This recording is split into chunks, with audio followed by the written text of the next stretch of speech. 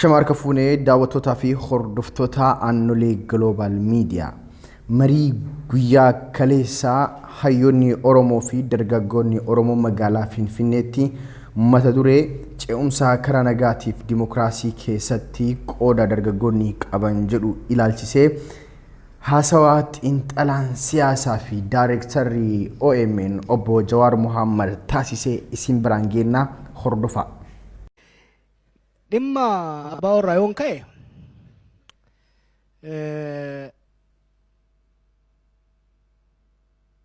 waan pozitiivii hedduun argaa jira. Shan ta'anii galanii amma lamatti gad deebi'anii jiranii jechuudha. Lamaan san immoo tokko goone yeroo gabaabaatti.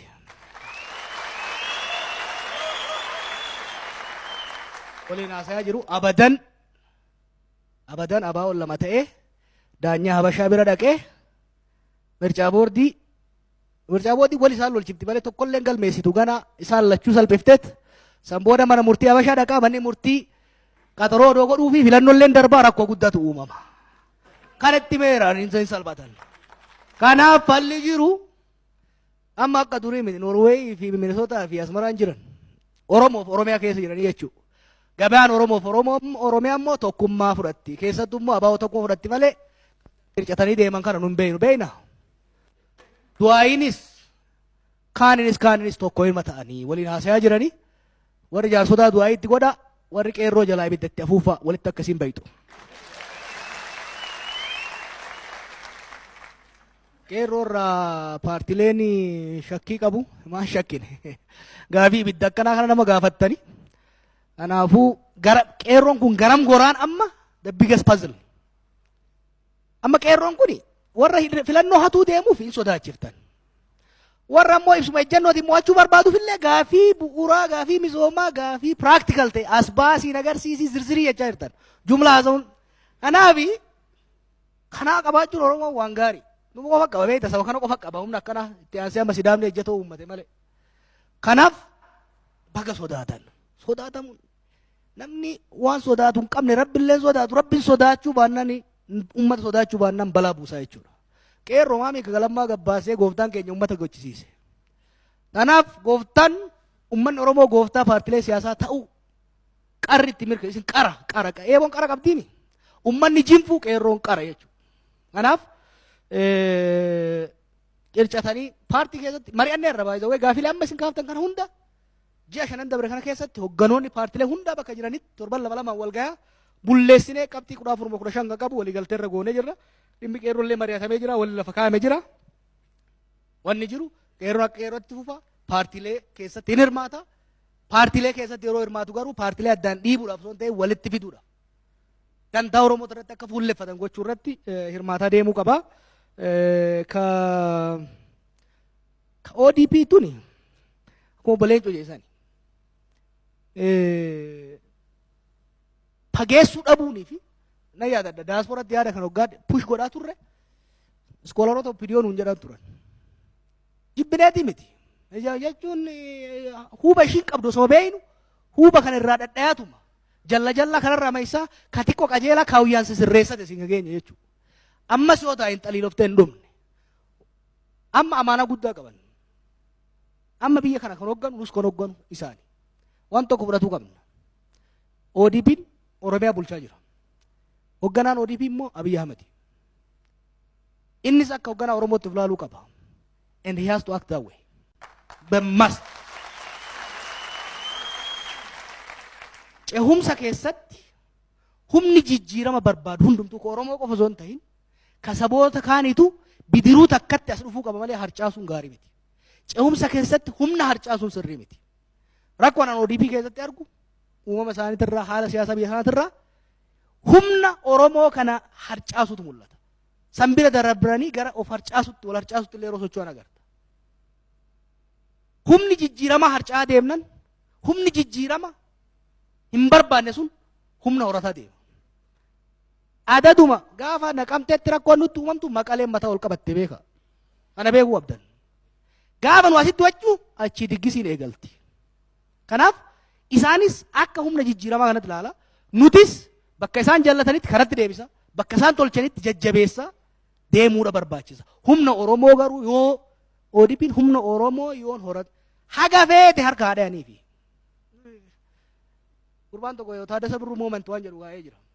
Hogganni Oromoo hundi gara san sossoob odoon sossoobin kaas deebi'een jiru sossoobeet fuula kabalameet gara fuula isaa gara hawaasaatti deebisa gara saba isaatti deebisa. Kun ima dhufti warra keenya kaaniif illee ishee yaaddayina wanni guddaan maali?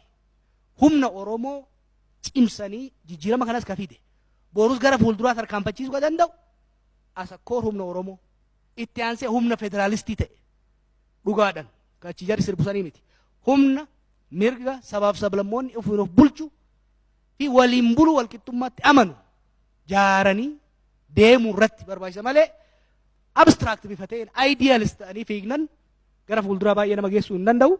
Garuu kun dhimma ODP qofa miti. Dantaa isiiti walaa nyaattu. Dantaa isiiti akka feete haa taatu noo. Shofeerri markaba oofu tokko kompaasii isaa jallatee osoo laalloo itti dhiifne gaafa dhagee dhagaan walitti bu'u akka gaafa dhidhimu wajjuma dhidhimna jechuudha. Kanaaf isaanis dhimma paartii keenyaatti quba nutti hin qabina noo amaanaa saba kanaa harkaa qabaa jechuudha. Haga filannootti takka amaanaan kun haara'amutti takka harkaa fuudhamutti homaa wal dhiisuun hin jiru. Tayisiiti jennee wanni dhiifnuuf hin jiru. Sisirreessatuma deemna. Akka amma alaadhaanitti addaan baqaqanii sanitti hin dhiifnu. Walumatti kabaatuma walumatti kabaa deemnan malee rakkoon akkasiitillee baay'ee waan deemu natti hin fakkaatu. Mariin godhamaa jira furmaata fida. Dhimma filannoo irratti bakka yaadamu yaadaa jirtan. Filannoon kun takkaa biyya tana diiga takkaa biyya tana akka haaraatti ijaara. It will be either the expiration date or the renaissance. It's very important. Filannoon kun nagayaan tasgabbiidhaan geggeeffame ummanni kan ta'uuf filatee mootummaan legitimesii haaree qabu yeroo duraatiif yoo as ba'e gara dimokiraasiitti ceena. Warri aangoo irra jiru hannee itti fufna yoo jedhan warri immoo aangoo barbaadu sagalee ummataatiin osoo hin ta'in girrigirrii fi boksiin irraa buufannennaan wal qabannee daaraa taanaa jechuudha. Kan hanqisuuf ijaa shanan dabre kana keessatti Itoophiyaatti filannoon kuma milkaa'u Oromiyaatti yoo milkaa'edha. Oromiyaatti milkoofnan ta'anii shakkina. The battleground Oromiyaadha. Paartilee keenyaafis maaliif Oromiyaa ta'a isinitti fakkaate?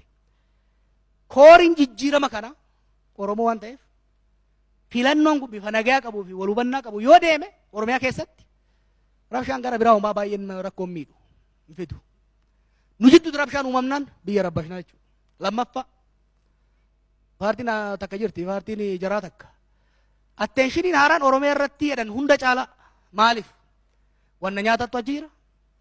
Gabayaan as jirti jechuudha. Kanaaf kan hanqisuudhaaf paartilee jidduutti hojii hojjetaa jirru jira. An akka kiyyatti paartileen Oromoo hogganoonni Oromoo filannoo dura walii galuu qabanii jechuudha. Competitive election osoo hin ta'in consensus based election geggeessuu danda'uu qaba. Dursinee filannoo kunii filannoo ce'umsaa ta'uu beeyne filannoo duratti akkaataa aangoo itti walii hirannu. An akka kiyyatti Oromiyaa irratti paartileen hunduu sadarkaa caffeetitti paartileen jiran dursinee walii galanii akka qismitaal beeytanii qixxaa addaan jiran warri argee kun jimaata akka takkaa'u akka baashaa jiratti dura irratti walii galuu qabna. Tun dirqama tokko.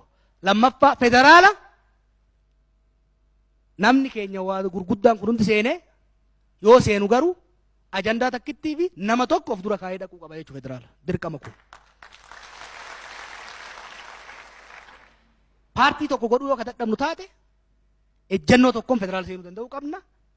Oromiyaa irratti wal dhidhiituudhaan wal bira dabruudhaan osoo hin ta'in waliigalteedhaan aangoo hirachuu danda'uu qabna.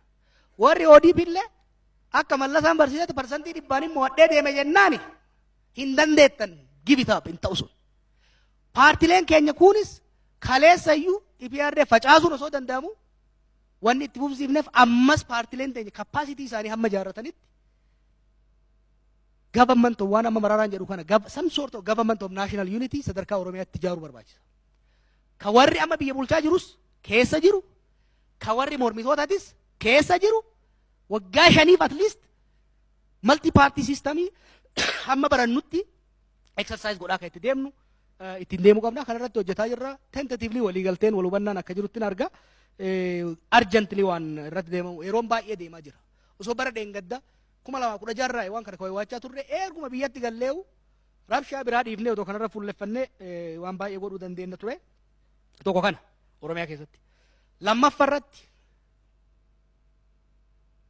warra nun jaalanne sossobuun humaa nun geessu. Kana beekuun. Saboota ifiinif bulchuu barbaadan kan kaleessa cunqurfaman kan har'a qe'ee fi bulchuu barbaadu kan Itoophiyaa keessatti immoo haqa isaa barbaadatu kan dhufee nu saamuu barbaadu osoo hin taane isaan humni federaalistii jabaatee biyya kanatti filannoo irratti ajandaan gurguddaan lamuma. Sirna federaalizimii kana diinamoo sirna federaalizimii kana sirreessinee itti deemnadha ajandaan ka ta'u. Hoggansi Oromoo, hoggansi ODP fi hoggansi kun waliigalee yoo ka deemu taate humni federaalistii yoo xiqqaate barcuma 447 keessaa 350 ganama osoo buna dhayne mo'annee galuu dandeenya. 350. Oromiyaa irraa 800 qabannee, Kibba irraa qabannee, Affaar fi Somaalee irraa qabannee, even warri wayyaan illee dabalamee yoo toobate booda 350 qabannee dhufu. Hin dhufna heerri mootummaa fooyyessu maal kan jedhamu kana akka dantaa sabootatti. Amma beeki waan gaariin dhufee jira. Abiniin amma namni itti hojii kunis jijjiiramni guddaan biyya kanatti dhufe amaarri amaara'uudha. Amaarri amaara'u waan gaarii. Dur kan akkanne Itoophiyaa haguugatee dhufa jala seennaa fi waliin seenna irra godhutu ta'e.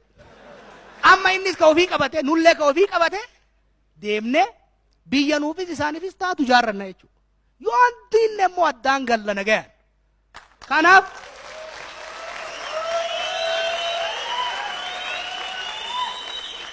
Kanaaf dhimmi filannoo paartileen keenyas hogganni keenyas adda shurshur ta'uun hin ta'u. We are going to have single strategy. Akka Oromiyaatti, akka Oromootti dursine filannootti osoo hin seeniin aangoo walii hirra. Taayitaa walii hirra. Bakka walii hirra. San booda humna federaalistii jabeessine yoo xiqqaate barcuma 350 san qabannee dhayina. San booda ka fedhe haa lallabu harka baafnee itti sumunna jechuudha paarlaamaatti. Kanuma manni.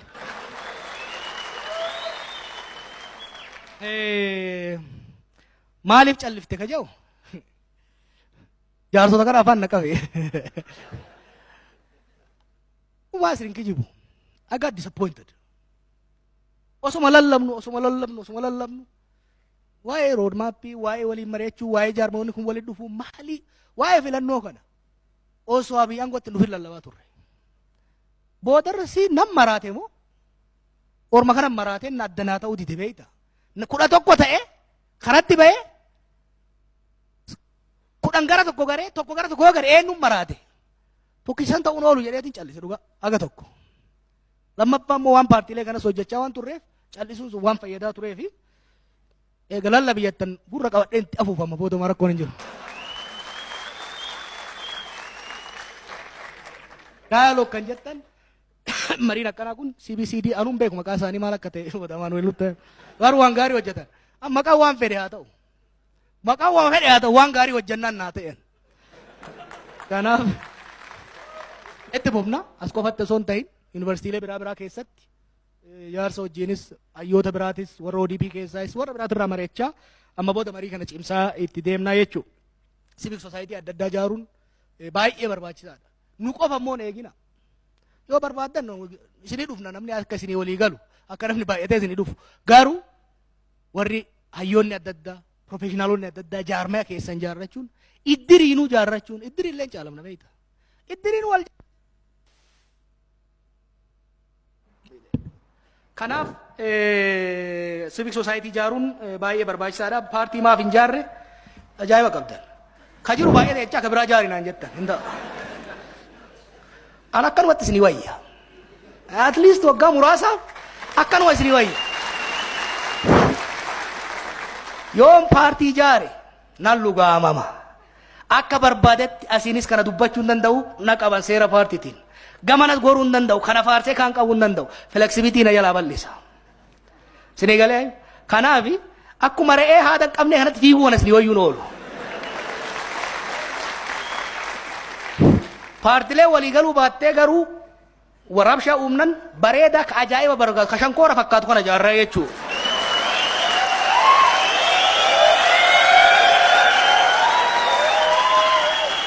Ammaaf garuu warruma jiru kana walitti qaqqabnee bareechinee gorsaatis dhiibaatis akkasitti hin deemna amma xiqqoo obsa. Gamoo OMN jaarre kan jedhu kantiibaa keenya gaafanne waggaa tokko lafa awwaalatu nuun kennine bakka itti waa jaaru dhiisi. Giddiin jirra kiraa keessa jirra jechuudha. Lafa nuun kennine rakkannee bara. Biyya teenya irra qe'ee teenya irratti kantiibaa keenya waa gaafannee dhabnaa jechuudha. Rakko. Kanaaf kira jirra. Kanaaf maal goone amma gama moo ormi jaarrate wayii bitachuu jenna. Gaaf san kootta eebbisaa ganzaballee itti inni godha. Gama FM amma cost sharing seennee jirra. Maali kibbi xarapheezaa sana irra taa'uu jennaa jechuudha hedduu. Mootummaan kunis ta'e kun abbaan fedhe haa ta'u. Oromoon xaqilaa ministeera ta'e abbaan fedhe haa ta'u. Wanni nuti mootummaa deeggarruu fi morminuuf dantaa teenya qofaa jechuudha. Namni Oromoo ta'e qofaaf namni Oromoo ta'e qofaaf I think we are being taken for granted. ODP dhaan amma tokko. Abiyyiinis we are being taken for granted. Oromoo waan fedhe waan balleesse naa obsanii wanni jedhu kuni obsiisaa qaba. Guutee akka dhangalaane of eeguu qaban. Our guiding principle is our national interest. Bakka amma jirrutti waa baay'ee nuu kennaa jechaan hin jirru. Waan garuu dhiiga teenyaan arganne sharafutti yoo deeman wal sharafutti seenna kana beekuu danda'u qaban. Waan sabboonummaa Oromoo tuqa. Waan gadaa keenya tuqa. Waan afaan keenya naafessa. Waan saba kana xiqqeessa. Abiyyi irraa wanni eeynu akka anaaf leencotitti belbelee Oromoo akka jedhuu miti. Homaa miti Itoophiyaa jedhu. Nu afaan garagalee garuu waan sabboonummaa teenya faallessa. Sabboonummaa teenya faarsuu hin qabu faallessuu garuu hin qabu. Faallessuu hin qabu. Innis ta'ee abbaan fedhe waan naareetiif sabboonummaa naashinaalizimii qofatti fudhatina. Naareetiivii jira. Waan himannee as dhufnee jira. Amma fuula itti kennuun rakkoo uume qaba. Milgaa bakka gootatti deebi'ee faarfamuu bara eegalee jira. Kuni rakkoo uume biyya kanatti historical memory is dangerous. Kanaaf wantoota baay'ee akka kenna ta'uu yoo hin dandeenye nu dura dhaabbachuu fi nu afaan garagaluun rakkoo uumaa sanirraa of eeggachaa deemuu barbaachisa. Kanaaf waan lama dhugaa lama araarsuu qabdi Finfinneen. Abbaa biyyummaa Oromoo aangoo mootummaa naannoo Oromiyaatii fi mirga jiraattota magaalaa kanaa bifa jiddugaleessa godhateen deebi'uu danda'uudha qabdi jechuudha. Kana gochuudhaaf waan amma obboleen Jonjee eenyummaa calaqqisuu qofa osoo hin ta'in itti galuu qabdan. Itti galuu qaba namni. Godina hundarra.